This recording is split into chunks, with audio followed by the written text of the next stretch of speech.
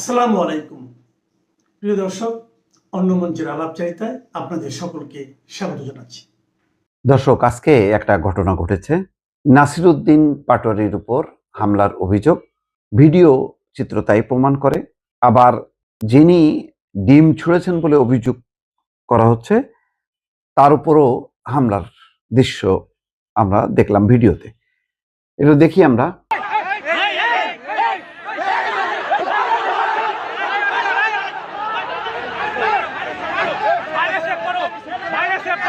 না, এটা সম্পূর্ণ অসত্য। আমার নেতৃত্বে এখানে হামলা হয়নি। আমি এই মসজিদে নামাজ আদায় করতে গিয়েছিলাম। পাশেই কমিউনিটি সেন্টার আছে, এখানে আমি দাওয়াত খেতে যাব নামাজ পরবর্তী সময়ে। পরবর্তীতে আমি জানতে পারলাম যে এখানে এনসিপি নেতা নাসিরউদ্দিন পাটোয়ারি এখানে উপস্থিত আছে, যিনি নির্বাচনের শুরু থেকে শেষ পর্যন্ত এবং আজ অবধি পর্যন্ত যিনি সবসময় বিএনপি এবং বিএনপির শীর্ষ নেতা জনাব মির্জা আব্বাস, আসাদুল হাবিব দুলু সহ বিভিন্ন নেতাদের সবসময় উনি চাঁদাবাজ, মাফিয়া বিভিন্ন সময় কটূক্তি করে থাকে এবং আমাদের প্রধানমন্ত্রী জনাব তারেক রহমান সহ বিভিন্ন নেতাদের উনি হাত ভাঙার হুমকি দেন, বিভিন্ন হুমকি দামকি সবসময় দেন। তো তারই অংশ হিসেবে দুটোই সত্য। যেমন ভিডিওতে দেখলাম যে তার উপর ডিম নিক্ষেপ, এবং তারপর যে কারণে যে ক্ষোভ, যে বক্তব্য, সেই বক্তব্য কিন্তু গণমাধ্যমে এসছে। নাসিরউদ্দিন পাটোয়ারি বিশেষ করে নির্বাচনের সময় মির্জা আব্বাস সম্পর্কে কি বলেছেন, প্রধানমন্ত্রী সম্পর্কেও কি মন্তব্য করেছেন, সেগুলি একেবারে মানে মুক্ত ব্যাপার, এখানে অস্বীকারের কোনো ব্যাপার নেই, সবাই দেখেছে। ঘটনা হচ্ছে ঝিনাইদহের ঘটনা। নামাজ পড়ে বের হবার সময় তার পাশে এনসিপির নেতাকর্মীরা ছিল, নাকি শিবিরের পরিষ্কার না, যাক ধরে নিলাম এনসিপির নেতাকর্মীরা ছিল। সেখানে আকস্মিকভাবে একটা ডিম এসে পড়ে। তারপরে আবার যার উপরে মানে যিনি ছুঁড়েছেন বলে দেখলাম যে তার উপর হামলার ঘটনাও দেখলাম কয়েকটা ভিডিও ক্লিপে। ঘটনা যাই হোক না কেন, প্রথম কথা হলো যে এই ধরনের ঘটনা খুবই অনাকাঙ্ক্ষিত, এটা কোনোভাবে সমর্থিত না। নাসিরউদ্দিন পাটোয়ারি যা করছে, যা বলছে, সেই ব্যাপারে রাজনৈতিক সমালোচনা বহুবার আমি ভিডিওতে করেছি। যতটুকু ঘটেছে তার বাইরে হকি স্টিক দিয়ে পেটানো হয়েছে, আহত হয়েছে, এই কথাগুলো সেগুলো অতিরঞ্জিত। সাধারণত যখন নাকি কেউ অভিযোগ করেন তখন অতিরঞ্জিত কথা বলেন, এখানে অতিরঞ্জিত কথাবার্তাগুলো দেখা যাচ্ছে। এখানে ছাত্র দলের যে নেতার বক্তব্য, সেই বক্তব্যে বোঝা যাচ্ছে যে ছাত্র দলের নেতাকর্মীরা তার নানা রকম বক্তব্যে অসম্মানজনক, অশ্রদ্ধামূলক বক্তব্য, এবং সেটাও দেখলাম যে ছাত্র দলের নেতা কিন্তু তাকে যে বলেছেন যে আপনি এখানে এসেছেন খুব ভালো কথা, কিন্তু দয়া করে নেতাদের প্রতি অসম্মানজনক কোনো বক্তব্য দেবেন না, এটা অনুরোধ করছি। সেটাও দেখলাম আছে। তো কে হামলা করেছে, কারা হামলা করেছে, সেটা বড় কথা না। বড় কথা হলো যে এই ধরনের ঘটনাটা রাজনীতিতে উত্তেজনা ছড়াবে, আর স্বাভাবিক যে গণতান্ত্রিক পরিবেশ, সেই পরিবেশটা নষ্ট হবে। এটা বহু ঘটনা ঘটে, ডিম ছুঁড়ে প্রতিবাদ জানানো। তো এখানে আমি ডিম ছোড়াটাকে একেবারে তার উপরে বোমা মারছে বা ইট পাটকেল মারছে, লাঠিসোঁটা দিয়ে হামলা করছে, সেটাকে আখ্যায়িত করতে চাই না। এটাকে যদি প্রতিবাদ হিসেবেও ধরি, সেই প্রতিবাদের প্রেক্ষিতে বলা যায় যে নাসিরউদ্দিন পাটোয়ারি যেইভাবে বক্তব্যগুলি উপস্থাপন করেন, যেইভাবে অসম্মান করেন, এটা তারও বোঝা উচিত যে বাংলাদেশের সিনিয়র বিরোধী রাজনীতিকরা কিন্তু সেভাবে করেন না। সুতরাং তার ভাষা মার্জিত হওয়া উচিত, শালীন হওয়া উচিত। আমি বহুবার বলেছি যে নির্বাচনটার পর কিন্তু যে নির্বাচনের সময় যেটা হজম করেছে বিএনপি ক্ষমতাসীনরা, এইটা সিনিয়র নেতৃবৃন্দ ঢাকায় হজম করলেও তৃণমূলে কিন্তু নেতাকর্মীরা হজম করবে না। আমাদের রাজনৈতিক কালচার সেইভাবে বিকশিত হয়নি যে সিনিয়র নেতারা ঢাকায় বসে যেভাবে চুপ করে থাকবে, হজম করবে, এটা তৃণমূলে তারা করবে। এটা থেকেই নাসিরউদ্দিন পাটোয়ারির উচিত হবে রাজনৈতিক সমালোচনা করা, বক্তব্য দেয়া, রাজনৈতিক বক্তব্য, বিবৃতি, সমালোচনা করা, এগুলির ব্যাপারে কোনো বাধা নেই, কিন্তু ব্যক্তির ধরে ধরে অসম্মানজনক উক্তি করাটা উচিত না। আবার এই ঘটনার প্রেক্ষিতে যেটা ছাত্র দলের সেই নেতা বলছেন, তাদেরও বোঝা উচিত তৃণমূলে যদি এই ধরনের ঘটনা তারা সংঘটিত করতে থাকে, ধরে নিলাম যে তারা দায়ী, তারা যদি এই অ্যাটিটিউডটা শো করতে থাকে তাহলে অন্য পক্ষ এটা সুযোগ নেবে, গণতান্ত্রিক পরিবেশটা নষ্ট করার চেষ্টা করবে। এবং আমি তো মনে করি যে শিশু রামিসার ঘটনার পর একটা অংশ আছে রিয়েলি তারা ক্ষোভ বিক্ষোভ করছে, কিন্তু আরেকটা পক্ষ মনে হচ্ছে যে তারা এই ঘটনার সুযোগ নিতে চাচ্ছে। তাহলে যখন নাকি কোনো ঘাট কারণে ক্ষমতাসীন দলের সংগঠনের কোনো নেতা বা কর্মীর কারণে যদি কোনো অবাঞ্ছিত ঘটনা ঘটে, তাহলে এই সমস্ত ঘটনাগুলোকে তারা ক্যাশ করবে এবং আরো একটা উত্তপ্ত পরিস্থিতি তৈরি হবে, যেটা গত 3 মাসে যেই স্মুথ একটা পরিবেশ ছিল সেই পরিবেশটা নষ্ট হবে। সুতরাং ক্ষমতাসীনদেরও দায় আছে, তাদেরও সতর্ক থাকা উচিত। আমার মনে হয় সারা পৃথিবীর নাগরিকদেরকে ভারত তার দেশের নাগরিক ঘোষণা করুক বা না করুক, কিন্তু পাকিস্তান এবং বাংলাদেশের যত হিন্দু রয়েছে সকলকে ভারতের নাগরিক ঘোষণা করা উচিত। সংবিধানে তাদের এই বিল আনা উচিত। আমার ধারণা এটা পাশ হবে। সংসদে যদি এই মুহূর্তে বিল আনা হয়, পাশ হয়ে যাবে। কেন বললাম কথাটা? আপনারা বিভিন্ন চ্যানেলে দেখেছেন আমি কথা বলেছি এই বিষয়ে। বারবার বলেছি বাংলাদেশে কোনো হিন্দু থাকতে পারবে না। এমনকি আপনারা যারা আশা করতেছেন আওয়ামী লীগ ক্ষমতায় আসলে বা শেখ হাসিনা ক্ষমতায় আসলে এই বাংলাদেশে হিন্দুরা থেকে যেতে পারবে, তারা বোকার স্বর্গে বাস করতেছেন। আওয়ামী লীগ কি দেশে ক্ষমতায় ছিল না? আওয়ামী লীগ কি দেশে ক্ষমতায় ছিল না? তখন কি বাংলাদেশের সংখ্যালঘুরা কমে যায়নি? এখন আপনি বলবেন তাহলে কি অনেকেই দেখি আওয়ামী লীগের দোষ দেয়। আরে ভাই, দোষটা আওয়ামী লীগের না। আপনারা হিন্দুরা অনেকেই বলে ফেলেন এটা আওয়ামী লীগের দোষ। আপনারা ইসলাম ধর্ম সম্পর্কে জানেন না বলে আওয়ামী লীগকে দোষেন। আপনারা যদি কেউ বলে যে আওয়ামী লীগ এতদিন ছিল কিছু করে, আরে ভাই, বামপন্থী মুসলমান যারা, এদের মানসিকভাবে এরা বিকারগ্রস্ত। আপনারা ইসলামের দর্শনটাই তো আপনারা বুঝেন না। যদি ইসলাম কোনো দর্শন নয়, ইসলাম একটা ধর্ম, একটা কাল্ট। ইসলামী কোনো দর্শন বলতে কিছু নাই, এমনকি আরব দর্শন বলতেও কিছু নাই। আপনি আমাকে বলেন যে অনেকেই দোষেন, যেমন আমি কেন আজকে এটা বলতে সাহস পেলাম, কারণ হিন্দুরা যদি না বলে, আগে আমি তো বারবার বলেছি যে আপনারা থাকতে পারবেন না। রোড টু যশোহর খালি পেটে খালি পায়ে ধরার আগে আপনারা বিদায় হন স্বেচ্ছা। অনেকেই আমার উপর রাগ করে হিন্দুরা, হ্যাঁ আমার দেশ ছেড়ে যেতে বলেন কেন? তোমার দেশে তোমার মর্যাদা আছে। আরে ভাই, শ্বশুর বাড়ি মানুষ থাকে না যদি ইজ্জত বেইজ্জতি হয়? থাকে। আরে বাপের বাড়ি থাকে না যদি বেইজ্জতি হয়? যেখানে তোমার ইজ্জত নাই সেখানে থাকতে হবে কেন? তুমি ভালো কয় আমাদের বাংলাদেশের হিন্দুদের দশাটা বলি, সনাতনীদের দশাটা বলি। ওই যে সেই কিল ঘুষি কুনি খাওয়া নিরীহ বউটার মতো, ও গো ও গো তুমি কি আমার আর রাখবা না? ও গো তুমি কি আর আমার রাখবা না? শালি কিলেও বুঝস না। আমার এই প্রবাদটা জামালপুর অঞ্চলে চলে, আপনারা জানেন না এই কথাটা? ও গো তুমি কি আমায় রাখবা না? শালি কিলেও বুঝস না। আপনারা কিলেও বুঝেন না, আপনাদের কেউ রাখবে না কেন?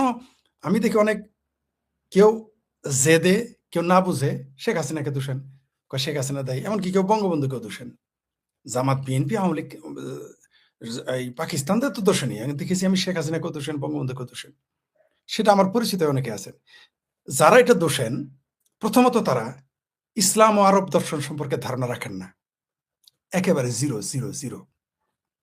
আমি বলেছি যে এই বাংলাদেশ আওয়ামী লীগ ক্ষমতায় আসলেও এই বাংলাদেশ সংখ্যালঘু, আওয়ামী লীগ তো ক্ষমতায় আসবেই, আজ হোক কাল হোক 6 মাস পরে হোক, 1 বছর 2 বছর 3 বছর 5 বছর 10 বছর 20 বছর পরে হলেও আওয়ামী লীগ আসবে। কিন্তু এই দেশে সংখ্যালঘুরা থাকতে পারবে না। বিশেষ করে হিন্দু, পাহাড়িরা থাকতে পারে, খ্রিস্টানরা থাকতে পারে, কারণ তাদের আন্তর্জাতিক যোগাযোগ আছে। একটা খ্রিস্টানকে যেভাবে হিন্দুদের উপর অত্যাচার বাংলাদেশে করা হয়, এইভাবে যদি কোনো খ্রিস্টান কোনো বৌদ্ধের উপর অত্যাচার হতো, বাংলাদেশটাই রাখতো না। এমনকি অলরেডি তো বৌদ্ধদের জন্য, খ্রিস্টানদের জন্য রাষ্ট্র বানানোর প্ল্যান করা হয়ে গেছে। এটা আমি বলি নাই, এটা আমরা সন্দেহ করেছি।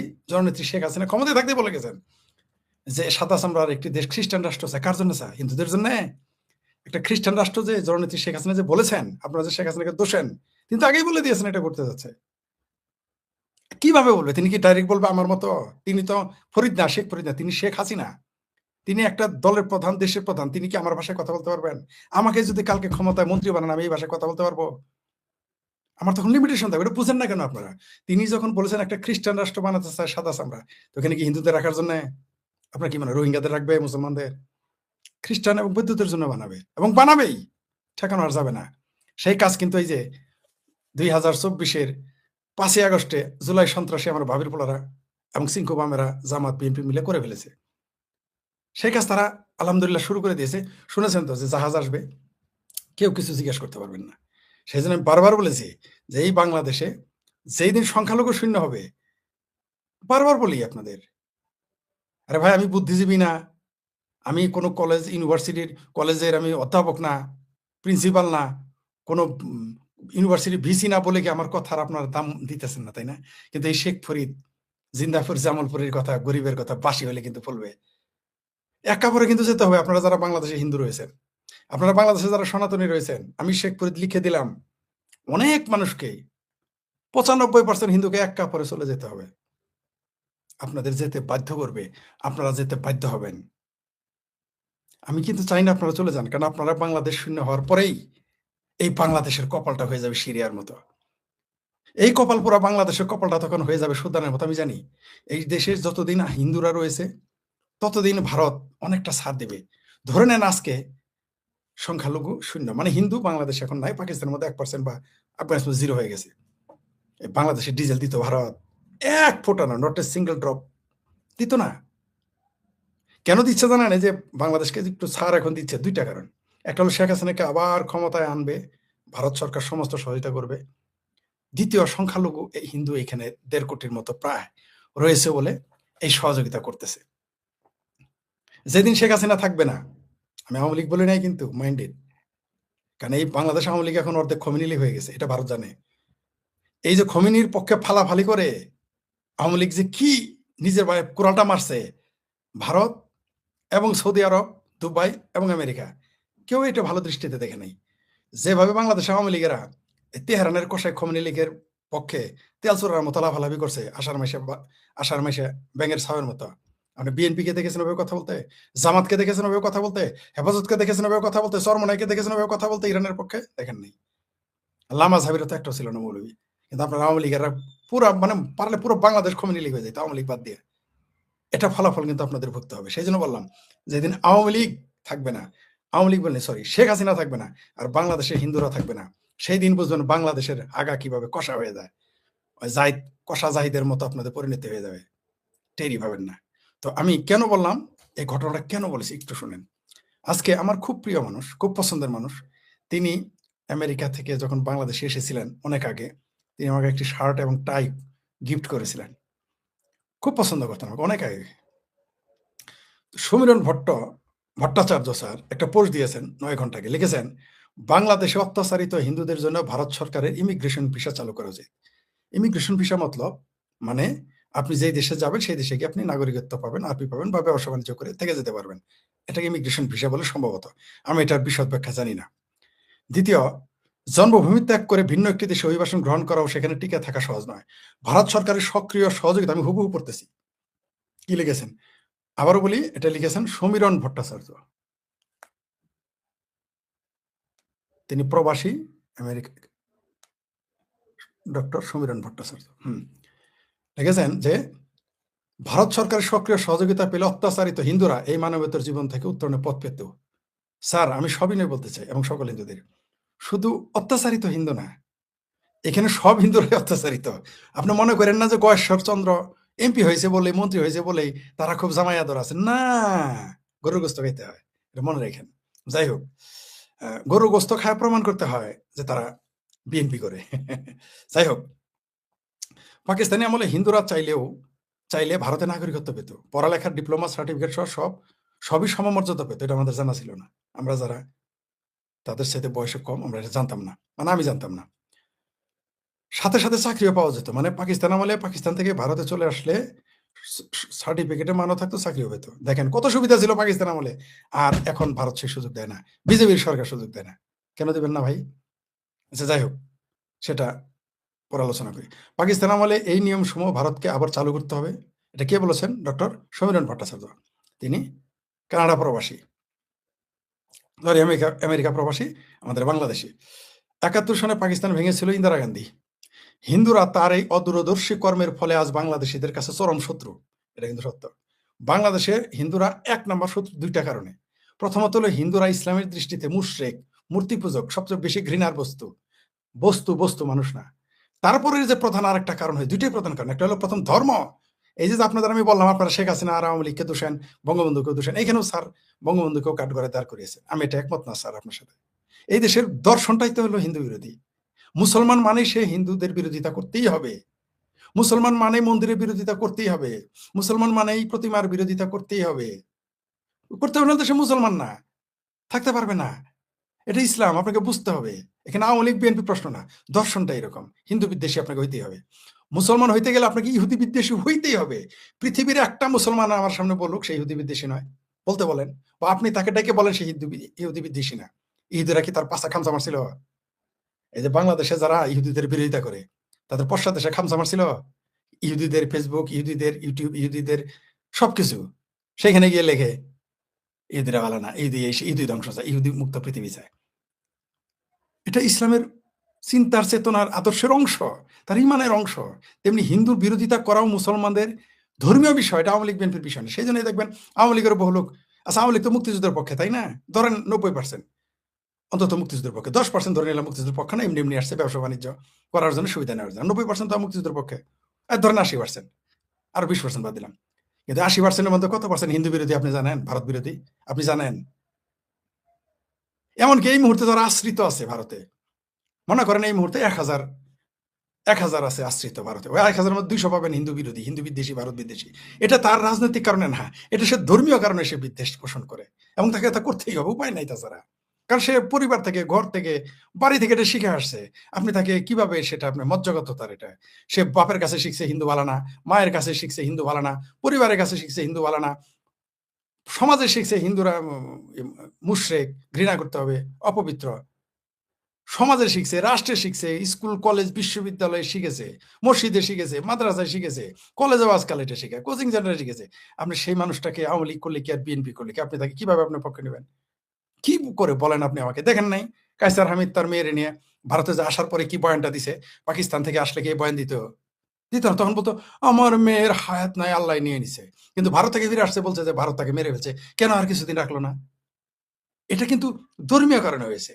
পাশাপাশি আরেকটা প্রধান শত্রুতা, সেটা হলো ৭১-এর মুক্তিযুদ্ধে ৯৯% হিন্দু মুক্তিযুদ্ধের পক্ষে ছিল। এটা হচ্ছে হিন্দুদের চরম এবং পরম অপরাধ করে ফেলছে ৭১-এ। তার জন্য তারাই আজব কালক বাংলাদেশে থাকতে পারবে না, থাকতে দিবেও না। যাই হোক, এবার আসি।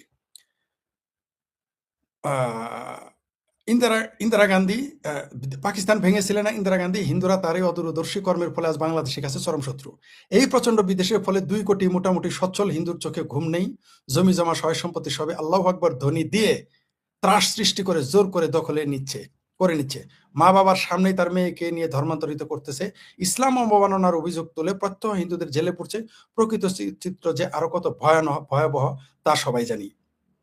বাংলাদেশের জন্ম না হলে এখানকার মতো দুর্গতি হিন্দুদের পোহাতে হতো না। মোগল, পাঠান, তুর্ক, আফগান সুলতান, 1000 বছরের ইতিহাসে বাঙালি হিন্দু এত নির্যাতন শিকার কোনোদিনই হয়নি। একটি নিগৃহীত জাতি এভাবে টিকে থাকতে পারে না। আমি জাতি বলবো না, হিন্দু, আমি সম্প্রদায় বলি। আমি কোনো ধর্মীয় বিষয় দিয়ে আমি কাউকে করি না। স্যার লিখেছেন হিন্দু জাতি, আমি হিন্দু মুসলমান এগুলো জাতি মনে করি না, তাদের আমি সম্প্রদায় মনে করি। তো আপনারা, আমি আজকে সাহস পেলাম এই জন্য স্যারে, সমীরণ ভট্টাচার্য স্যার এটা উল্লেখ করেছেন বলে, তাই আবার এটা আমি আজকে সরাসরি আমি ভারতের কাছে অনুরোধ জানাবো, পৃথিবীর সকল হিন্দুকেই আপনাদের দেশের নাগরিক ঘোষণা করেন। এখানে সচ্ছল মানেই থাকতে পারবে তা না, সচ্ছলটা আরো বেশি বিপদে থাকে। ওই যারা অসচ্ছল তাদের তো লাথি উষ্টা, মালনের বাচ্চা বলে গালি দিয়ে উষ্টা মুষ্টা দিলে ঠিক হয়ে গেল, ক্ষেতের বাতার দখল করবে, বাড়ি দখল করবে। আর ধনীরা কত, তাদের মেয়ে টেয়ে নিয়ে টানাটানি করবে। আর ধনীরা কত বিপদে আছে জানেন? যারা কামাই করে কত পার্সেন্ট জিজিয়া করের চেয়ে বেশি দেয়। এর চেয়ে বরং বাংলাদেশে যদি জিজিয়া কর চালু থাকতো, হিন্দুরা এত বিপদে থাকতো না। এই ব্যাপারে ডক্টর সমীরণ ভট্টাচার্য স্যার ঠিকই বলেছেন। মোগল, পাঠান এদের আমলে হিন্দুরা এত বিপদে ছিল না, কারণ জিজিয়া কর দিত। আপনারা কি জানেন জিজিয়া কর প্রথম ভারতে কখন লাগু হয়েছে? এটা হিন্দুরাও জানে না, অনেকেই জানে না, মুসলমানরা তো জানেই না। যখন মোহাম্মদ বিন কাসিম প্রথম এসেছিল, সর্বপ্রথম সেখানে জিজিয়া কর চালু করেছিল মোহাম্মদ বিন কাসিম 712 সালে। যাই হোক, সেটা অন্য প্রসঙ্গ। আমি বলবো, আমি অনুরোধ করব, পরামর্শ দিচ্ছেন, এটা অনুরোধ করতেছি। না হলে কিন্তু একদিন ভারত সরকারকে, শুধু ভারত সরকার না, ভারতের নাগরিকদেরকে একদিন কাঠগড়ায় দাঁড় করাবে হিন্দুরাই। আমি আবারও বলি আপনাদের, সমস্ত দায় কিন্তু ভারতকেই নিতে হবে। এই দেশের হিন্দুদের যদি মেরে ফেলা হয়, আবার ৭১-এর মতো গণহত্যা হয়, ৩০ লক্ষ যে মানুষ মারা গেছে, কেন তারা স্বীকার করে না? আপনারা কেটে কখনো খোঁজ নিয়েছেন? কেন ৩০ লক্ষের কথা বললে বাংলাদেশের মুসলমান স্বীকার করে না, জামাত বিএনপি স্বীকার করে না? কেন বলেন তো? এমনকি আওয়ামী লীগের ভিতরেও কিছু লোক আছে, এটা তারা বিশ্বাস করে না, কিন্তু মুখে বলে না। আপনারা বলেন তো কেন বিশ্বাস করে না? একবার কি গবেষণা করেছেন? আমি করেছি। আমি ১০ বছর গবেষণা করেছি বা আরো বেশি, যে কেন স্বীকার করে না? মানুষ মেরে ফেলেছে অন্তত এটা বলবে। কারণ হচ্ছে ওই ৩০ লক্ষের মধ্যে ২৫ লাখই হিন্দু ছিল। ৩০ লাখে ২৫ লাখই হিন্দু ছিল। যদি ২৫ লাখ, ৩০ লাখের ২৫ লাখ মুসলমান মারা যেত, তাহলে মুসলমানরা স্বীকার করতো। এই জন্য বাংলাদেশে মুসলমান স্বীকার করে না, করে না, করবেও না। আপনি দেখেন না, মাদ্রাসায় বলাৎকার হইলে তারা কিছু বলে? বলে না। মুসলমানও বলে না। সে আপনারা হিন্দুরা মারা গেছেন ২৫ লক্ষের, স্বীকার করবে? সবচেয়ে মজার বিষয় এবং বিস্ময়কর বিষয়, ধর্ষিতা কিন্তু, নারী ধর্ষণ কিন্তু আবার, যেটা আমি লিখেছি বলেছি, নারী ধর্ষণ কিন্তু আবার সবচেয়ে বেশি হয়েছে মুসলমান। বলবেন এটা কি করে হইলো? হিন্দুদের তো পাইকারি দখল করছে। জি, হিন্দুরা টের পেয়ে আগে ভেঙে গেছে। ওই যে ১ কোটি শরণার্থী ছিল, এর মধ্যে শরণার্থীর হিন্দুদের সংখ্যা একটু বেশি ছিল, তার মধ্যে নারীর সংখ্যা আরো বেশি ছিল। তো হিন্দুরা তো জানে যে এমনিই আমরা থাকতে পারি না, আর যুদ্ধ শুরু হলে তো মাশাআল্লাহ প্রতিবেশীরা, ভাইস্তা, চাচা মিলে এসে যাইতে ধরবে, দাদা, নানা, খালু যাদের ডাকছে তারা এসে যাইতে ধরবে। সেজন্য তারা ভেগে গিয়েছিল। যেগুলো ভেগে যেতে পারে নাই, রাতে রাতে তারা ধর্ষিত হয়েছে। কিন্তু মুসলমান তো সবই ছিল, ছিল না? তো তখন পাক বাহিনীরা কি করতো? আমার একজন ফ্রেন্ড রয়েছে, মিত্রানী পোদ্দার, তার মার সাথে আমার কথা হয়েছিল। তিনি বলেছিলেন, এটা আমি উদাহরণ দিচ্ছি কয়েক জায়গায়। তারপর তিনি বলার পর আমি আরো মানুষকে ফোন দিয়েছিলাম সত্যতা যাচাই করার জন্য। তার কথা তো আমি বিশ্বাস করেছি। আরো অনেকেরই ফোন দিয়েছি যারা বয়স্ক, তারা আমার কাছে অনেক সত্য কথাই বলেছে। তারা কিন্তু জীবিত আছে, অনেকে যারা বলেছে। তারা বলেছে, ওই যে যে যে মহিলা তোর কাছে এগুলো বলছে, সে ঠিকই বলছে। তিনি বলেছিলেন, কি বলেছিলেন? মিত্রানী পোদ্দারের মা আমাকে বলেছিলেন যে, বাবা আমরা তো পালাই গেছিলাম। পরে যখন আমরা ফিরে আসছি না দেশে, তখন সব মুসলমান মেয়েরা বলতো, ও দিদি তুমি তো চলে গেছিলা। আমগরে পাক বাহিনীরা, বাপ মায়েরে, বাপেরে, চাচারে, ভাইরে বাইরে বাইর করে রেখে পাক বাহিনী আমাদের দর্শন করতো। এটাই সত্য। ধর্ষিতা হয়েছে বেশি মুসলমান নারী, স্বীকার করে না। যাই হোক, সেটা অন্য প্রসঙ্গ। আমি বলতে চাই যে যারা ধনী তারা আরো বেশি বিপদে। আমি আপনাকে ৫০টা ধনী মানে যারা বিএনপি পন্থী তাদের নাম নিতে পারি, তারাও বিপদে আছে। তাদের নারীর সম্ভ্রমে ঠিক নাই। আমি কাউকে হেয় করার জন্য বলতেছি না। আপনার বলেন তো, বাংলাদেশের আজও একজন হিন্দু আমার সাথে কান্না করেছে, কান্না করেছে, বলছে যে আপনার কাছে আমি এত বছর পরে কথাটা বলতে পেরে আমার বুকটা হালকা হলো। আজকে আজকে বলেছে, কি বলেছে জানেন? আমি কথা প্রসঙ্গে বলে ফেলেছিলাম যে বাংলাদেশের হিন্দুর কোন পরিবার আছে যাদের নারীদের বুকে হাত দেয় নাই কোনো পুরুষ, মুসলমান পুরুষ? কে হাত দেয় না? কোন পরিবার? তখন তিনি বলেন, দাদা আপনাকে একটা কথা, আপনাকে অনেক কথা বলি, একটা কথা জীবনে বলি নাই। আমি বলছি, বলেন কি? আমি ভাবতে পারিনি তিনি এটা বলবেন। বলল যে, আমার তখন ৭-৮ বছর বয়স, আমার দিদির গায়ে হাত দিয়েছিল রাস্তাতে, সরাসরি। এমনকি আমার জাম্বুরে বললাম, কিন্তু আমার জাম্বু কোনো প্রতিবাদ করেনি। কেঁদে ফেলেছে, তার বয়স আমার সমান। একটা মানুষ আমার বয়সী, সে আমার সাথে আজকে কান্না করেছে। এরকম সব পরিবারেই ঘটনা আছে, কিন্তু তারা বলবে না। এটা সত্য। আমি বলি, আমি চাচাচোলা মানুষ, আমি মুখে বলে ফেলি। লাখো গালি শুনি, লাখো অভিবাদনও শুনি, কিন্তু আমাকে বলতে হবে। কেন বলি জানেন? কারণ যখন যোগ্যরা তাদের দায়িত্ব পালন না করে, তখন আমার মতো অযোগ্যদের সামনে চলে আসতে হয়, বলতে হয়।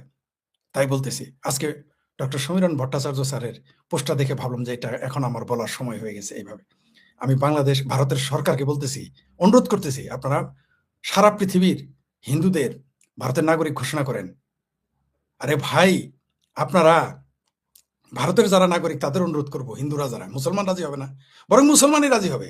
আমি জানি মুসলমানরা অর্ধেক রাজি হবে আমার কথায়। আমি জানি ভারতের যদি ২৫ কোটি মুসলমান থাকে, অন্তত ১০ কোটি মুসলমান আমার এই কথা এগ্রি করবে যে সকলে হিন্দুদের ভারতের নাগরিকত্ব ডিক্লেয়ার করা হোক। আমি শিওর, আমি শিওর ভারতের মিনিমাম ১০ কোটি মুসলমান আমার সাথে এগ্রি করবে। আমি শিওর, এটা আমার আত্মবিশ্বাস। আপনারা যে কোনো দলকে দোষেন, আওয়ামী লীগ, বিএনপি, এইভাবে দোষবেন না। আপনি দেখবেন মুসলমানদের ফিলোসফি, চিন্তা চেতনাটা এরকম, হিন্দুদের সহ্য করতে পারবে না।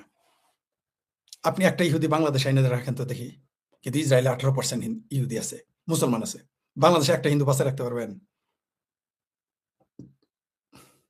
পাকিস্তানে হিন্দু মেয়র বানান তো, দেখি পারেন কিনা। পাকিস্তানে ভারতের মতো হিন্দু মন্ত্রী এবং প্রেসিডেন্ট ঘোষণা করেন তো সংবিধানই নিষিদ্ধ। যাই হোক, সেটা অন্য প্রসঙ্গ। আর ভারতের জনগণকে বলবো, যারা হিন্দু সনাতনী যে কাস্টই হয়ে থাকেন, আপনারা তোর কাস্টে বিভক্ত হইতে পছন্দ করেন, কিন্তু আপনারা এটা জানেন না, ইতিহাস তো পড়েন না। ব্রিটিশ আমলের আগে কাস্ট ছিল। ব্রিটিশ আমলের আগে দেখেন তো শিডিউল কাস্ট আজকে যাকে বলে নিম্নজাত, দেখেন তো তাদের মধ্যে শিক্ষিত কতজন আজকে পইরেন। এটা আমি মুসলমানদের বলতেছি না, ভারতের যারা হিন্দু আছেন তাদের বললাম। একটু পইরেন তো, যারা শিডিউল কাস্ট নিয়ে চিকরি চেঁচামেচি করেন, কতজন পণ্ডিত রয়েছে। আর আপনাদের ধর্মশাস্ত্র কয়জন ব্রাহ্মণে লিখেছে আর কয়জন নিচু জাতের লিখেছে, একটু পড়েন তো। এটা আমি হিন্দু ভাইদের বলতেছি, একটু খোঁজ নিয়েন তো যে আপনাদের ধর্মশাস্ত্র যারা যারা লিখেছে তারা কি সব ব্রাহ্মণ ছিল? আর আপনারা কি জানেন ব্রাহ্মণের কোন রাজা হওয়ার সুযোগ নেই, রাজা তো আপনিই হবেন। শূদ্রও রাজা হইতে পারবে, ব্রাহ্মণ রাজা হইতে পারবে? ব্রাহ্মণ তো রাজা হইতে পারবে না। তা আপনার জন্য তো সবচেয়ে বড় পোস্টটাই খোলা আছে, আপনার জন্য সে বড় রাস্তায় আপনার জন্য খোলা আছে। আপনি বলেন যে ব্রাহ্মণ আমাকে এটা করতে পারে, ঠিক আছে, কিছু কিছু নিয়ম আছে মানে না, আলাদা কথা। আপনাকে রাজা হইতে না, ব্রাহ্মণ রাজা হইতে পারে? ব্রাহ্মণের তো রাজা হওয়ার রাইটসই নেই।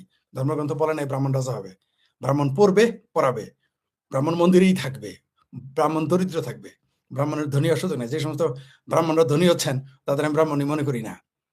ব্রাহ্মণদের যুদ্ধ করার সুযোগ, যুদ্ধ করতে পারবে না ব্রাহ্মণ, না ক্ষত্রিয় যাবে। বলে নাই নিচু জাতের লোক যায় যুদ্ধ করো, তাহলে আপনারা ঠকাইছে কোথায় ভাই? ব্যবসায়ীরা বলছে যুদ্ধ করতে, শূদ্রকে বলছে যুদ্ধ করতে, করে নাই, বলে নাই। আপনার শাস্ত্র তা নাই। আপনার শাস্ত্রে কি আছে? যুদ্ধ করবে ক্ষত্রিয়, রাজা যে মন ধরে সে হবে, ব্রাহ্মণ হইতে পারবে না। তা আপনার জন্য তো সবচেয়ে বড় পত্রে খোলা রেখেছে, আপনি ব্রাহ্মণ। যাই হোক, সেটা অন্য প্রসঙ্গ। আমি ভারতের হিন্দুদের বলতেছি, সনাতনীদের, আপনারা কিন্তু পরে পস্তাবেন। কারণ এই 2 কোটি 1.5 কোটি হিন্দু যদি বিপদে পড়ে, শেষে এদের দায়ভার কিন্তু আপনাদের উপর হিসাব হবে। বলবে এর জন্য ভারত সরকার দায়ী, দায়ী, আর ভারতের জনগণ দায়ী। তাহলে কেন আপনি এখন নিয়ে যাবেন না, তাদের জায়গা দিবেন না? আপনি কেন তাদের নাগরিকত্ব দিবেন না? আপনি কি জানেন তাদের কি পরিস্থিতি? তারা তো আপনাদের মুখ খুলে আমার মতো বলতে পারবে না, জান থাকবে না। এটা বলার পরে তার রাষ্ট্রদ্রোহিতার মামলায় তার জেল দিয়ে দিবে, তাকে পিটিয়ে মেরে ফেলবে। আপনি একটু বুঝেন না কেন? তাই আমি অনুরোধ করব। আর ওই যে বলতেছেন যে আওয়ামী লীগ এটা করলো, বিএনপি না, মুসলমান এখানে আওয়ামী লীগ বিএনপি প্রশ্ন না, মুসলমান এইভাবে চিন্তা করে হিন্দুদের যদি মুসলমান বানাইতে পারে, সে চেলচালায় বেহেশতে চলে যাবে। এটা তার ফিলোসফি। মেরে হোক, কেটে হোক, ঘেঁটি ধরে হোক, তাকে মুসলমান বানাবে। মুসলমান যেখানে সংখ্যাগুরু, সেখানে সংখ্যালঘু কোনোদিনই থাকতে পারবে না। এটা আপনারা জানেন না? আপনারা এটা দেখেন নাই? আরে ভাই, আপনাদের স্বাধীন ভারতের কাশ্মীরে পণ্ডিতেরা থাকতে পারে। কারা? ওই শিডিউল কাস্ট না, দরিদ্র না। কাশ্মীরে পণ্ডিতেরা সবাই ছিল পণ্ডিত, ব্রাহ্মণ, পাশাপাশি তারা ছিল ধনী মানুষ এবং শিক্ষিত মানুষ। আপনি দেখেন ভারতের মতো জায়গায়, কাশ্মীরে যেখানে সংখ্যালঘু ছিল হিন্দু, সেখানে ব্রাহ্মণ থাকতে পারে, ধনী, শিক্ষিত, জ্ঞানী এবং চেহারা সব চকচকা। কাশ্মীরের সব ব্রাহ্মণের চেহারা ঝকঝকা। আমার চেহারা নিয়ে গেলে তাদের মানুষের কাজের লোক মনে করবো আমাকে ওখানে দাঁড় করাইলে। এরকম চকচকা সেই কাশ্মীরের ব্রাহ্মণ, সেই সাথে তারা ব্রাহ্মণ, সেই সাথে শিক্ষিত, সেই সাথে তারা ধনী। একটা লোক থাকতে পারছেন? বাড়িঘর ছেড়ে চলে আসতে হয়েছিল না 90 দশকে? পেরেছিলেন? স্বাধীন ভারতে মেরে ফেলেছেন। তাহলে বাংলাদেশে হিন্দুরা কিভাবে থাকবে? একবারও কেন আপনারা সনাতনীরা, ভারতের সনাতনী বা হিন্দুরা, আপনারা কেন এটা বুঝেন না যেখানে থাকতে পারবে না? কেন আপনারা 10 কোটি অবৈধ বিদেশিকে আপনারা অনুপ্রবেশকারীকে জায়গা দিয়েছেন? আপনাদের ভারতে 10 কোটি অভারতীয় সেখানে থাকে, আপনি এখানে 1.5 কোটি হিন্দু কেন নিতে পারবেন না? বাদ দেন আমাদের মুক্ত চিন্তকদের আপনারা বিশ্বাস করেন না, আমাদের মুক্ত চিন্তকদের আপনারা ভিসা দিবেন না, গেলেও জেলে পড়বেন। যাক, সেটা আলাদা বিষয়। ধরতে পারলে জেলে পড়বেন, ঠিক আছে, এটা আমাদের কথা, বাদ দেন। আমরা যারা বাংলাদেশের মুসলিম পরিবার থেকে আসছে, আমাদের আপনারা বিশ্বাস করতে চান না, না করলেন, ওকে, ইটস ওকে। আমরা জেনে শুনে বিষ করেছি পান, তাই এগুলো আর কিছু মেনে নিতে হবে। আমরাও সেই শিবের মতো নীলকণ্ঠ হয়ে গেছি। আমরা যারা বাংলাদেশের মুক্ত চিন্তক, আমাদের সব দিকে আমাদের সমস্যা। আমরা এখন নীলকণ্ঠ, উপায় নাই আমাদের, আমরা জেনে শুনে বিষ পান করেছি। যাই হোক, যেটা বলতেছিলাম, এই বাংলাদেশের হিন্দুদের জায়গা দেন। যদি না দেন, এই দায়ভার আপনাদের উপরে চাপাবে বাংলাদেশের মুসলমান, পাকিস্তানের মুসলমান, আন্তর্জাতিক বিশ্ব, সারা পৃথিবী আপনাদের এই দায় চাপাবে। এটা এমন একটা প্রপাগান্ডা চালাবে বাংলাদেশ, এর জন্য সমাজ বলবে যে হিন্দু আপনারা যে এখানে যে মেরে ফেলবে বা তাদের দখল করবে, সব দায় আপনাদের উপর চাপাই দেবে। অজুহাতের অভাব নেই, মুসলমানদের অজুহাতের অভাব হয় না কখনো, এটা মনে রাখবেন। পৃথিবীতে সব সম্প্রদায়ের, সব মানুষের অজুহাতের অভাব হইতে পারে, মুসলমানের কোনোদিন অজুহাতের অভাব হয় না। তাই এদের নিয়ে যান, অথবা তাদের জায়গা, অথবা এক্সচেঞ্জ করেন। আর বাংলাদেশের হিন্দুদের বলবো, আপনারা যদি মনে করেন যে বাংলাদেশ আওয়ামী লীগ ক্ষমতায় আসলে শেখ ফরিদও যদি এমপি হয়, মন্ত্রী হয়, আপনাদের রক্ষা করতে পারবো না। আমারও যদি বানান, মানে ধরেন কথার কথা আর কি, গপ্প করলাম আর কি, তাই না? স্বপ্নের কথা বললাম, মনে করেন হয়ে গেলাম, আমি উপদেষ্টা হলাম বাংলাদেশ সরকারের, বা এমপি মন্ত্রী হয়ে গেলাম, তার মানে যে আপনার রক্ষা করতে পারবো না? আমিও পারবো না, সম্ভব না। কারণ মুসলমানদের দর্শনে এতগুলো মুসলমানের সাথে আমি কিভাবে পারবো? আচ্ছা, আমি কি পারবো? আমার এলাকায় একটা জায়গার নাম আছে রামনগর, তার এখন নাম চেঞ্জ আরামনগর, ওই নামটাই তো আমি বদলাইতে পারবো না। ধরেন আমি শ্বশুর এমপি হয়ে গেছি, আমি বললাম আজকে আরামনগরকে রামনগর বলতে হবে, পরের দিন তো আমার এমপিগিরি শেষ হয়ে যাবে, আমি রাস্তায় আমার পিটিয়ে মেরে ফেলবে, পুলিশই আমাকে মারবে, যে পুলিশ পাহারা দিবে সেই করে শালা হিন্দু হয়ে গেছে, মালওয়ান হয়ে গেছে, ভারতের দাল রয়ে দাল মেরে ফেলবে। তাহলে একটা জায়গার নাম বদলাইতে পারেন আপনি, হিন্দুদের রক্ষা করার ক্ষমতা আমার আছে। ওই যে বাংলাদেশের ধর্মমন্ত্রী বলছে সংখ্যালঘুদের রক্ষা করতে না পারলে আমি ধর্মপন্থী পথে করবো, এগুলো হলো ফালতু কথা, বাজে কথা, কথার কথা, এগুলো বুঝেন না? সংখ্যালঘু কিভাবে ধীরে ধীরে কমে আসছে। পৃথিবীর একমাত্র দেশ বাংলাদেশ যেখানে মন্দির বাড়ে হিন্দু কমে, এরকম তো কথা ছিল না। মন্দির বাড়লে তো হিন্দু বাড়ার কথা ছিল, কিন্তু এখানে মন্দির বাড়ে কিন্তু হিন্দু বাড়ে না। তো আপনার আজ হোক কাল হোক চলে যেতে হবে। সুমিরন স্যার যেটা বলেছে, ভারতীয়রা, ভারতের উচিত এদের ইমিগ্রেশন ভিসা চালু করা, তারা আসবে এখানে নাগরিকত্ব নেবে। আরে ভাই, বাংলাদেশের তো সব হিন্দুই তার না খাওয়া লোক না, গেলে আপনাদের ভাতের অভাব পড়বে। আরে অন্তত 2 কোটির মতো অন্তত 20 লাখ ধনী আছে বাংলাদেশের হিন্দু, যারা 20 লাখ মিনিমাম ধনী ধনী, তাদের নিয়ে গেলে আপনার সমস্যা কি? তবে ভারতের একজনও কিন্তু বাংলাদেশে আসবে না, কারণ মুসলমান হইলো জামাল বেরা পাগলা, ডিমের আলি 3টাই বেচে 5টাই কিনে, তারা জীবনে বাংলাদেশে আসবে না, পাকিস্তানে যাবে না, ভুললেও না। যত অত্যাচারী ওইখানের গল্প ফাতা হোক বা যত অত্যাচার হোক, তারপরেও আসবে না, কারণ রাজদরবার কেউ ছাড়ে না, পিটাইলেও না। ঠিক আছে? আর দরিদ্র ঘরে কেউ জামাই আদর করলেও থাকে না, বাড়ি চলে যায়। যাই হোক, সেটা অন্য বিষয়। আপনারা ভারতীয় জনগণ 10 কোটি মানুষকে যদি জায়গা দিতে পারেন, আমাদের মতো 2-4 জন মুক্ত চিন্তক বা ফ্রি থিঙ্কার বা এথিস্ট বলেন বা এক্স মুসলিম বলেন বা মুসলিম বলেন, যাই বলেন, আমাদের তো আপনারা বিশ্বাস করবেন না, দরকার নেই। কিন্তু আপনাদের হিন্দুদের আপনারা নিয়ে যান, নেওয়ার ব্যবস্থা করেন, বা তাদের ডিক্লেয়ার করেন, যাদের মন চায় যখন ইচ্ছে চলে যাবে, সেটা পাসপোর্ট থাকুক আর না থাকুক।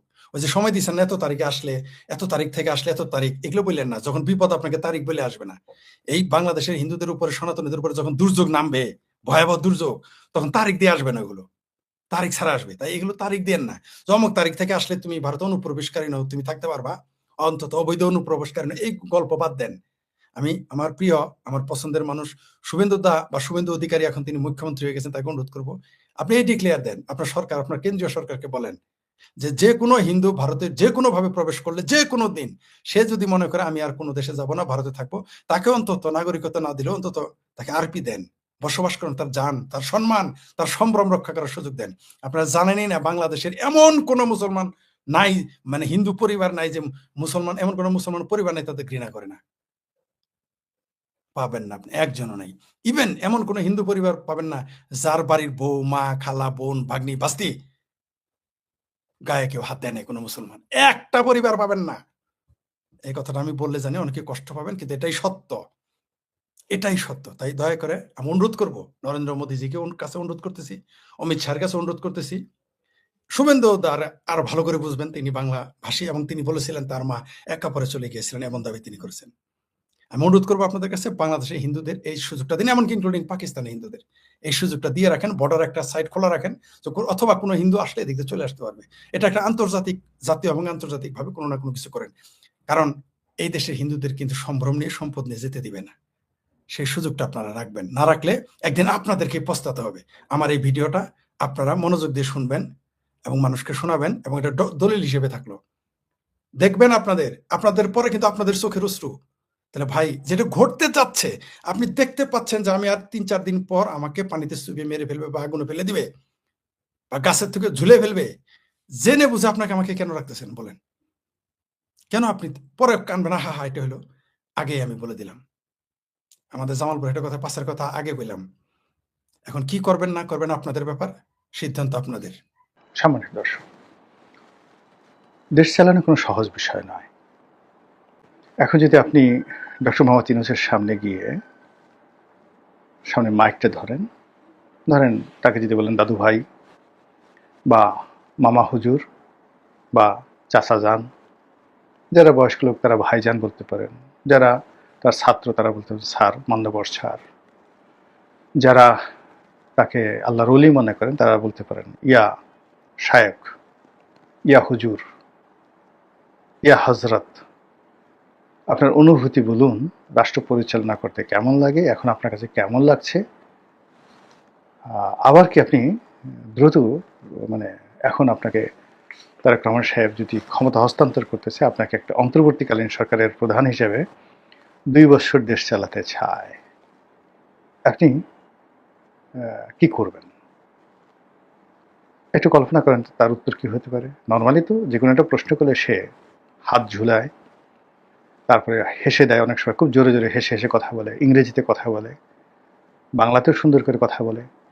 এখন এই ধরনের প্রশ্নগুলো যদি আপনি এখন যান, বিবিসি সাংবাদিক হুবহু এই প্রশ্নগুলো করে, আপনি দেখবেন যে তিনি আর হাসতে পারছেন না। তার ইংরেজি ভালো হচ্ছে না, বাংলাও ভালো হচ্ছে না। পো পো, কো কো, চো চো, মানে এই যে কথার মধ্যে যে জড়তা আসে, ক্যা ক্যা, ঘ্যা ঘ্যা, এরকম দেখবেন যে তার গলা থেকে ঘর ঘর শব্দ বেরোচ্ছে। তিনি সাবলীলভাবে কথা বলতে পারছেন না। এই যে আমি সাবলীলভাবে কথা বলছি, কিন্তু আপনি যদি আমাকে ভয় দেখেন, আমার পিছনে যদি হঠাৎ একটা গোখরা সাপ আসে, ফোঁস শব্দ হয়, আপনি দেখবেন যে আমার মানে মুখ ফ্যাকাশে হয়ে গেছে। আমি বারবার আপনাদের সামনে ক্যামেরায় ঢোক চিপছি, অথবা 1 মিনিটের মধ্যে ওরে বাবা গো, ওরে মা গো বলে আমি চিত হয়ে পড়ে যাব, অথবা ক্যামেরা ট্যামেরা রেখে দৌড়, আপনার হাসতে হাসতে মরে যাবেন আমার কাণ্ড দেখে। তো ওইরকম মানুষ ভয় পেলে তার আর স্বাভাবিক কণ্ঠস্বর থাকে না, সে হাসতে পারে না, বা হাসলে সে পাগলের মতো হাসে, মুখ হা হা হা হা করে, ওই যে যাত্রা মঞ্চের যে নাটক, ওইরকমভাবে হাসে। একই প্রশ্ন যদি আপনি ওনার যে সকল উপদেষ্টা রয়েছেন তাদেরকে জিজ্ঞাসা করেন, দেখেন ওই যে সাদা চুলের একটা উপদেষ্টা ছিল না, আদিলুর রহমান, ওনার উপদেষ্টা মণ্ডলীর মধ্যে সবচেয়ে পাওয়ারফুল ছিলেন, অ্যারোগ্যান্ট ছিলেন, রাগে ছিলেন। এই ভদ্রলোকের কোন খোঁজ খবর আছে দেখেন তো, তাকে একটু জিজ্ঞাসা করেন তো সে কি করতে চায়, সে রাজি কিনা। কিংবা আর একজন খুব সুন্দর করে কথা বলতেন, একজন সচিব ছিলেন, ফয়জুল করিম খান। ফয়জুল করিম খান মানে অ্যাজ ইট ইজ পৃথিবীর সবচেয়ে সেরা সুন্দর একজন শাসক। এখন তাকে একটু জিজ্ঞাসা করেন যে আবার একটু সুযোগটা নেবেন কিনা। তো এই মুহূর্তে তারা কি বলবে? সবাই বলবে যে দেশ চালানো এত সহজ বিষয় নয়। এই গেল একটা সমস্যা। 2 নম্বর হলো যে এই যে দেশ চালানো সহজ বিষয় নয়, তারপরও সবাই দেশ পরিচালনা করতে চায়। আপনি যদি আমাদের গ্রামে যান বা মহল্লায় যান, পাড়াতে যান, গ্রামের যে চায়ের দোকানদার আছে, বিড়ির দোকানদার আছে, ফেরিওয়ালা আছে, রিক্সাওয়ালা আছে, আপনি তাকে যদি জিজ্ঞাসা করেন, আচ্ছা বলেন তো আপনি যদি দেশের প্রধানমন্ত্রী হতেন কি করতেন, সে কোনো রকম চিন্তা ভাবনা না করে 1 মিনিটেই বলবে সে প্রধানমন্ত্রী হলে এটা এটা করবে। তাহলে চিন্তা করুন যে সবাই মনে করে যে প্রধানমন্ত্রী হওয়া তার পক্ষে সম্ভব, রাষ্ট্র পরিচালনা করা সম্ভব, এবং যাকে বলা হয় তিনি যদি রাষ্ট্রপতি হন, প্রধানমন্ত্রী হন, তাহলে তারেক রহমান সাহেবের চাইতে, শেখ হাসিনার চাইতে, ইউনূস সাহেবের চাইতে তিনি ভালো করতে পারবেন। এটা গেল একটা সমীকরণ, অর্থাৎ আগের একটা সমীকরণ আর দ্বিতীয় সমীকরণ। তো ডক্টর মোহাম্মদ ইউনূসের মতো যারা লোকজন রয়েছেন, যারা নন পলিটিক্যাল, তারা মানে দ্বিতীয়বার এটা হবে না। প্রথমবার ধরুন আপনাদের যাদের মুসলমানি করা হয়েছে, ছেলেদের মধ্যে যাদের মুসলমানি করা হয়েছে, এখন মুসলমানের আগে তো আপনাদের অনেক ভয় ছিল, এখন হয়তো অনেকে বুড়ো হয়েছেন, অনেকে যুবক আছেন, অনেকে বিয়ে করবেন। এখন সবারই বলা হলো যে ঠিক আছে, সবই ঠিক আছে, আপনাকে আর একটা বিয়ে করে দেওয়া হবে, অথবা আপনাকে অনেক পুরস্কার দেওয়া হবে, কিন্তু শর্ত হলো আপনাকে আর একবার একটু মুসলমানি করানো হবে, সামনের মাথা থেকে একটু কেটে দেওয়া হবে, এই মেডিসিন দিলে আধা ঘন্টার মধ্যে আপনি সুস্থ হয়ে যাবেন, তারপর আপনি যা চাইবেন তাই হবে। তো সমস্ত মানুষ কি করবে? দৌড়াদৌড়ি শুরু করবে, বাবা গো আমার কিচ্ছু লাগবে না, বিয়ে করতে চাই না, সিংহাসন চাই না, আমি আমার মুসলমানি আমি আবার দ্বিতীয়বার করতে পারবো না, মরে গেলে পারবো না। তো যারা নন পলিটিক্যাল যারা লোক আছে, তাদের কাছে রাজনীতিতে এই রাষ্ট্র ক্ষমতা একবার যদি তারা ছ্যাঁকা খায়, দ্বিতীয়বার তাদের কাছে এরকম দ্বিতীয় মুসলমানের মতো ভয়ঙ্কর হয়ে যায়। ফলে আপনি তাদেরকে আর দ্বিতীয়বার দেখতে পারবেন না, দে আর ফিনিশড। আপনি তাদেরকে আর আনতে পারবেন না যারা একবার এখানে ছ্যাঁকা খেয়ে যায়।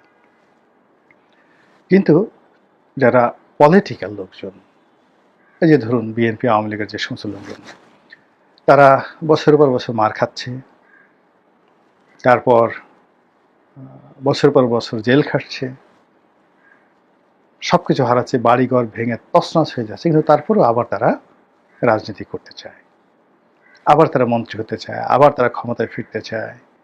আবার তারা পালাতে হবে, আবার তাদের ফাঁসির মঞ্চে ঝুলতে হবে, কিন্তু ডাজ নট ম্যাটার, তারা আবার হতে চায়। এটা জাস্ট লাইক সেক্স। মানে একটা মানুষ সারা জীবন শুধু পুরুষ বা নারী সে সেক্স করতেই থাকে, করার পর মনে হয় এগুলো আর দরকার নাই, ঝামেলা। যদি স্ত্রীর সাথে হয় আর করবো না, এগুলো ভালো না, স্ত্রী ভাব দেখায়, বা কোন স্ত্রী যদি হয় স্বামী বলে দূর, এই স্বামী ঠিকমতো পরিষ্কার টরিষ্কার করে না, মুখে গন্ধ, বগলে গন্ধ, কুস্কিতে গন্ধ, ঠিকমতো সেইভও করে না, এই এই এই সমস্ত খবিশের সাথে আর জীবনে করবো না। কিন্তু যখন উত্তেজনা এসে যায় তখন এগুলো সব সে ভুলে যায়, গন্ধের মধ্যে সে নিজেকে বিলীন করে দেয়। পুরুষের ক্ষেত্রে একই অবস্থা। বুড়ি বউ বা ধরেন যুবতী বউ, কিন্তু কোনো কারণে তার পছন্দ না, দাঁত বাঁকা, তারপর শেষে মুখ দিয়ে গন্ধ আসে, সারাদিন মানে যাকে বলা হয় হাড্ডি, মানে হাড্ডি সার, সেই দিন দিন কাজ করছে ঠিকমতো, মানে এটা দেখলেই স্বামী প্রত্যেকবার মনে হয়, সেক্স করার পরে মনে হয় যে এর সাথে আর দ্বিতীয়বার হবে না। কিন্তু যখনই কামনা জাগ্রত হয় তখন হি ফরগেট এভরিথিং। এটা হলো পজিটিভ। আর যারা ধরেন পারভার্সন রয়েছে, ধর্ষণ করে, খুন, মানে এই সমস্ত অপকর্ম করে, তাদের কথা আলাদা। অনেকে তো গরু ছাগলও বাদ দেয় না। অনেকে ধরেন যারা পায়ুষ্কাম করে, সমকামিতা। এখন পুরুষের, ধরেন একজন পুরুষকে সে ধর্ষণ করলো বা একটা ছেলেকে, সেই পুরুষের কোষ্ঠকাঠিন্য, তার মলদ্বারে হয়তো দেখা গেল 1 মাসের মল জমে আছে, ওর মধ্যেই তার ঢুকতে হবে। তো আপনি বুঝেন ব্যাপারটা, লোভ মানুষকে কোথায় নিয়ে যায়, লালসা মানুষকে কোথায় নিয়ে যায়। তো এই যে লোভ এবং লালসা, সেই লালসা থেকে বের হওয়ার জন্য যে মানসিক প্রস্তুতি দরকার, যে মেডিটেশন দরকার, এটা 1984 যে গল্প, সেখানে জর্জ অরওয়েল অসাধারণভাবে বর্ণনা করেছেন। তো সেখানে নারী পুরুষ সেক্স করবে না, তাদেরকে বোঝানো হচ্ছে যে তুমি তোমার কাছে যে যন্ত্রটা আছে, পুরুষকে বলা হচ্ছে, এটা হলো ধরো একটা বেলুন যার মধ্যে শুধু প্রস্রাব, মূত্র ভরা, আর অন্য একটা পাত্র রয়েছে, সেই পাত্রের মধ্যেও মূত্র ভরা। তুমি কি করছো, তোমার সেই মূত্রের থলিটি আর একটা মূত্রের ভাণ্ডের মধ্যে ঢুকিয়ে দিচ্ছ। এটা একটা কাজ হলো। এইভাবে বছর পর বছর করার ফলে দেখা গেল নারী পুরুষের মধ্যে এই যৌনকর্ম এরকম একটা ঘৃণার বিষয় হয় যে তারা আর বিয়ে করতে চায় না কেউ। ওই বইতে এইভাবে লেখা আছে। তো আমরা আসলে এই বিষয়গুলো না, মানে সবকিছু আলোচনা করি, গালাগালি করি, কিন্তু এই বিষয়গুলো ইন ডিটেলস আমরা কখনো আলোচনা করি না। এই যৌনতার সঙ্গে রাজনীতির কি সম্পর্ক, এখানে যে বিকৃত যে রুচি রয়েছে, যে পারভার্সনগুলো রয়েছে, এখানে যে ধর্ষণ রয়েছে, এখানে যে পায়ুষ্কাম রয়েছে, এই জিনিসগুলোই আপনি দেখবেন রাজনীতিতে বিভিন্ন ফর্মে ফিরে আসছে এবং আমাদের জীবন তছনছ করে দিচ্ছে। মূল প্রসঙ্গে আসি। আপনার রাজনীতি করার ইচ্ছা হোক, আবার ক্ষমতা পাওয়ার ইচ্ছা হোক, দেশ চালানোর ইচ্ছা হোক, আবার আপনি জেলে যান, বা আপনি ফেল করেন, বা আপনি কখনো না আসেন, এটা হলো যাই হোক না কেন, কিন্তু সত্যিকার অর্থে যদি আপনি রাষ্ট্র পরিচালনা করতে চান, অমরত্ব লাভ করতে চান, এটা একজন শাসক যিনি তার সুশাসনের জন্য, ন্যায় বিচারের জন্য কিয়ামতের ময়দানে আল্লাহর কাছে সবচেয়ে সম্মানিত ব্যক্তি হিসাবে গৃহীত হবেন, এবং তার অবস্থান হবে কিয়ামতের ময়দানে মহান আল্লাহ রাব্বুল আলামিনের আরশে আজিমের নিচে, তার ছায়াতে তিনি থাকবেন এবং জান্নাতের সর্বোচ্চ মাকামে। এবং আল্লাহ রাব্বুল আলামিন এই জমিনে যদি কাউকে সম্মান করেন, তার কোনো চাকর, মানে আমরা তো উই আর অল সার্ভেন্ট, কৃতদাসও না, চাকরের চাকর, তো এই চাকরদের মধ্যে থেকে তিনি যদি কাউকে সম্মান করেন, মর্যাদা দেন, এবং তার সেই চাকরদেরকে যেন মানুষ অসম্মান না করে মর্যাদা দেয়, এই জন্য তিনি আবার নির্দেশ দান করেন, তারা হলেন শাসক, the king, the queen, the emperor, যারা এই জমিনে বিধাতার ছায়া এবং আল্লাহর খলিফা।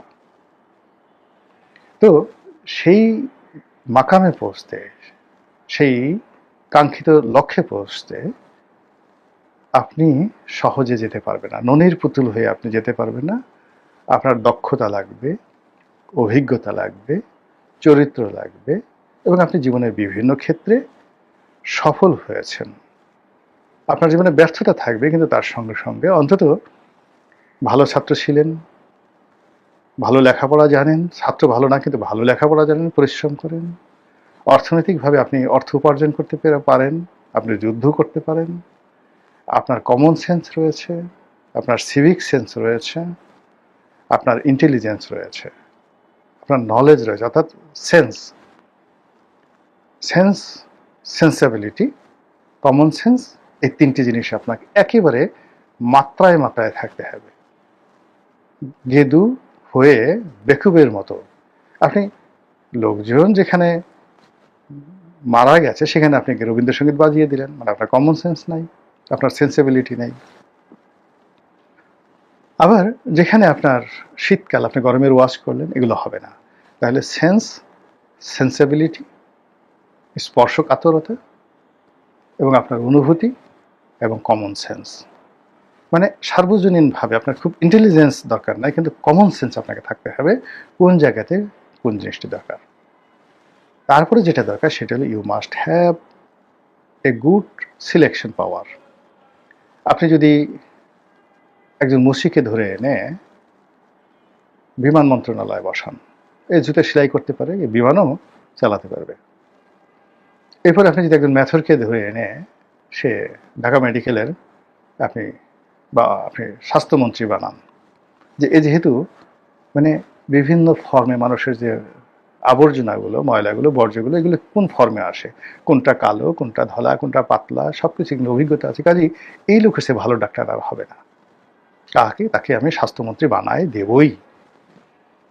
আপনি যদি মনে করেন যে সবচেয়ে বড় যে চোর রাতে শীত কাটে, আপনি মনে করেন যে এটার চেয়ে আর বড় যুদ্ধ আর পৃথিবীতে নাই, রাতে তেল মেখে সারা শরীরে উলঙ্গ হয়ে, ন্যাংটা হয়ে, যাতে তাকে কেউ কসলাতে না পারে, ধরতে না পারে, সেই লোকটা ঘরে মাত্র 2টো ডিম চুরি করার জন্য, একটা মুরগি চুরি করার জন্য সে কারো ঘরের মধ্যে ঢুকে যাচ্ছে, এর মতো সাহসী মানুষ আর পৃথিবীতে নাই, একেই আমার সেনাপতি বানাতে হবে।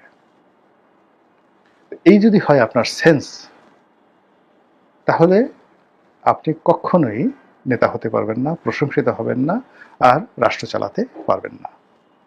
যারাই অতীতে অমরত্ব লাভ করেছেন তাদের সবার মধ্যেই এই গুণগুলো ছিল, sense, sensibility, common sense, number 1। Number 2 হলো দে হ্যাভ দ্য সিলেকশন পাওয়ার। তারা উত্তম মানুষ চিনত, উত্তম মানুষকে কাছে টানতে পারত এবং উত্তম মানুষকে কাছে রাখার মতো একটা ম্যাগনেটিক পাওয়ার ছিল। তাদেরকে ছেড়ে কখনোই তাদের সেই বন্ধুগুলো যায়নি, যত বিপদ আপদ হোক না কেন। সম্রাট আকবরের যে নবরত্ন যারা ছিলেন, মৃত্যুর শেষ দিন পর্যন্ত তারা তার সঙ্গে ছিলেন। ছোট্ট একটা উদাহরণ বলে শেষ করে দিই। শাহজাদা সেলিম মানে নুরুদ্দিন মোহাম্মদ জাহাঙ্গীর, সম্রাট জাহাঙ্গীরের সঙ্গে যুদ্ধ চলছে সম্রাট আকবরের। সম্রাট আকবর কার্যত তার রাজধানীতে বন্দী, রাজধানী জুড়ে তার আধিপত্য, আর বাইরের যে অংশ, সেই অংশটি মূলত বেশিরভাগ এলাকা মানে শাহজাদা সেলিম বা সম্রাট জাহাঙ্গীরের যারা সৈন্যবাহিনী তারা দখল করে আছে। সম্রাট আকবরের এই বিপদের দিনে তার অন্যতম পরামর্শদাতা, তার ঘনিষ্ঠ বন্ধু, যিনি মূলত একজন জ্ঞানী ছিলেন, পণ্ডিত ছিলেন, সম্রাট আকবর তাকে সব্যসাচী হিসেবে একটা কমান্ড দিয়েছিলেন, 10,000 মসনববাদী মানে 10,000 অশ্বারোহী সৈন্যের একটা বাহিনী দিয়েছিলেন যে তুমি যুদ্ধ করো। এরকম তার ভিতরে যারা জ্ঞানী গুণী পণ্ডিত দার্শনিক তাদেরকে দিয়েও তিনি যুদ্ধ করিয়েছেন। যেমন মানসিংহ সেনাপতি ছিলেন, যা তাকে দিয়ে দর্শন শাস্ত্র পড়িয়েছেন। রাজা টোডরমল তারা দার্শনিক ছিলেন, ফৈজিদ দার্শনিক ছিলেন, আবুল ফজল দার্শনিক ছিলেন, তাদেরকে দিয়ে আবার তিনি সেনাপতির কাজ করিয়েছেন, কম্প্যাক্ট। তো এরকম আবুল ফজল গুজরাটের এই এলাকাতে একটা যুদ্ধে ছিলেন, তাকে খবর পাঠানো হলো যে এই অবস্থা, তুমি রাজধানীতে আসো। তিনি তার মূল কমান্ড রেখে মাত্র 100-150 লোক রেখে তিনি সম্রাটের সাথে দেখা করার জন্য আসছেন। বিকজ ওই মুহূর্তে যুদ্ধ করার চেয়ে সম্রাটের বেশি দরকার ছিল আবুল ফজলের পরামর্শ। আবুল ফজলকে তিনি যুদ্ধ করতে বলেননি, তাকে বলছেন যে তুমি রাজধানীতে যে কোনো মূল্যে আসো আমার পাশে, তোমার পরামর্শ আমার দরকার এখন, আমার এই দুর্যোগ মুহূর্তে, সংকট মুহূর্তে আমি কি বলবো। আর অন্যদিকে শাহজাদা সেলিম মানে তার সাথে তার বাবার যে দ্বন্দ্ব এবং সংঘাত, এর মূলে 1 নম্বর ভিলেন হিসেবে তিনি মনে করতেন আবুল ফজলকে। তার যারা গুপ্ত বাহিনী ছিল মানে গোয়েন্দা বাহিনী ছিল, তারা আবুল ফজলকে লক্ষ্য করছিল। আবুল ফজল যখন কাছাকাছি চলে রাজধানীর দিকে আসছেন, তখন সেই খবর জাহাঙ্গীর পেয়ে যায় এবং জাহাঙ্গীর তাকে ঘেরাও করে ফেলে। তার সঙ্গে মাত্র 200 সৈন্য, জাহাঙ্গীরের কাছে 2000 সৈন্য। তো দেয়ার ওয়াজ অপশন, তার পিছনে ফিরে যাওয়া, তার বাহিনীর কাছে, তার কাছে যে ওই যে 10,000 অশ্বারোহী ছিল, অন্যান্য সৈন্যবাহিনী ছিল, সেই সৈন্যবাহিনীর মধ্যে ফিরে যাওয়ার তার অপশন ছিল, পালিয়ে যেতে পারতেন। কিন্তু আবুল ফজল বললেন যে না, সারা জীবন আমি শুধু সম্মুখে গিয়েছি, আমার সম্রাট যখন আমাকে ডেকেছে তখন পৃথিবীর সব কিছু বাদ দিয়ে আমি তার কাছে গিয়েছি। কাজী এখন আমি এই 200 লোক নিয়ে জাহাঙ্গীরের ভয়ে যদি পিছনে ফিরে যাই, তো উনি যে আমার আশায় বসে আছেন সেটা মানে ওনার এই বিশ্বাসের জায়গাটা নষ্ট হয়ে যাবে। 2 নম্বর হলো যে এই যে আমি একবার পালিয়ে যাব, এই যে আমার মধ্যে যে একটা ভয়ের সংস্কৃতি চালু হবে, এটা আমি আর এই বৃদ্ধ বয়সে আমি আর দ্বিতীয়বার দাঁড়াতে পারবো না। এর চেয়ে বরং পরিস্থিতি মোকাবেলা করে মরে যাওয়াটা আমার জন্য সম্মানজনক। এবং তিনি সেই কাজটি করলেন, যুদ্ধ করলেন এবং স্পট ডেথ, মারা গেলেন। তো এই যে আবুল ফজলের মতো মানুষ দেখেন জীবনের শেষ পর্যায়ে তাদেরকে সিলেকশন করেছেন আকবর, আর জীবনের শেষ পর্যায়ে আবুল ফজল থেকে শুরু করে তার যে 9 জন জুয়েল ছিল, 9 জুয়েলস, কেউ তাকে ছেড়ে যায়নি। আপনি যদি সুন্দর রাষ্ট্র পরিচালনা করতে চান, এইরকম আকবরের মতো আপনার বন্ধু লাগবে। এই বন্ধু পায়ের কাছে বসে থাকা নয়, এই বন্ধু গাড়ির সামনে দৌড়ানো নয়, এই বন্ধু আপনার জন্য কি অন্যকে চর থাপড় মারছে, অন্যের গলা ধাক্কা দিচ্ছে, এই বন্ধু নয়। যে বন্ধু আপনার মস্তিষ্ক, আপনার চরিত্র, আপনার লোভ, আপনার নফস, প্রত্যেকটা জিনিসের উপর প্রভাব বিস্তার করতে পারে। মহান আল্লাহ আমাদের সবাইকে হেদায়েত দান করুন এবং হেফাজত করুন। আসসালামু আলাইকুম।